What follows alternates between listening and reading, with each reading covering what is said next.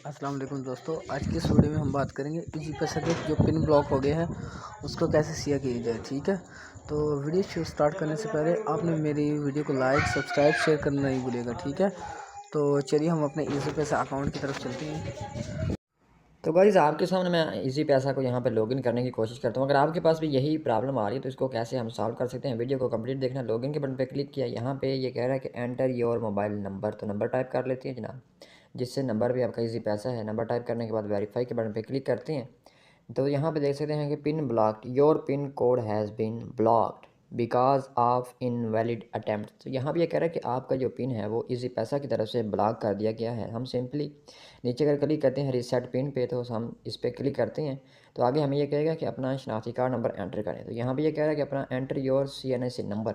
यहाँ पे हम अपना आईडी कार्ड नंबर एंटर करते हैं 13 हिस्सों का मुकम्मल। ठीक है जी, तो यहाँ पे हम आईडी कार्ड नंबर जो है वो अपना एंटर करेंगे।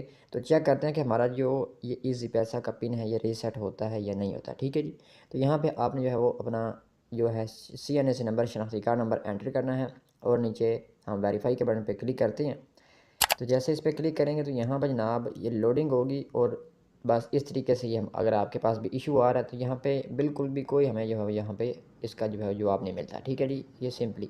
अब इसका मतलब ये है कि हमने जो है वो पिन को गलत टाइप कर लिया 3-4 दफ़ा, तो यहाँ पे इजी पैसा ने हमारा पिन ब्लॉक कर दिया। इसके बाद ये कहता है कि आप जो है वो पिन रीसेट करने के लिए अपना आईडी कार्ड नंबर एंटर करें।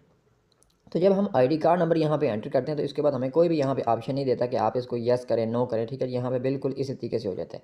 तो ये होता क्यों है? पहली बात तो पिन ब्लॉक होने की वजह है कि हम जो है वो अपना पिन जो है वो गलत बार बार एंटर करते हैं, जिस वजह से इजी पैसा हमारा पिन ब्लॉक कर देता है। ठीक है जी, एक तो वजह ये होगी जो कि मैंने आपको पहले भी बताई है।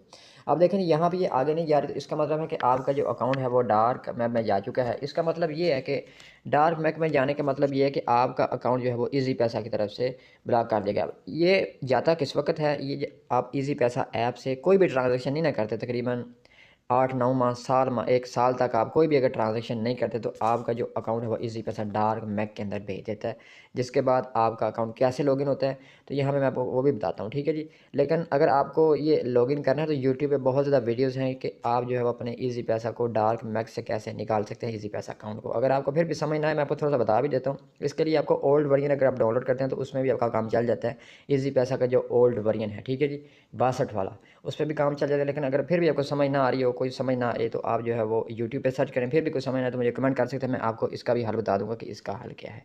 तो ये दोस्तों इसका इशू होता है। ठीक है जी, शुक्रिया।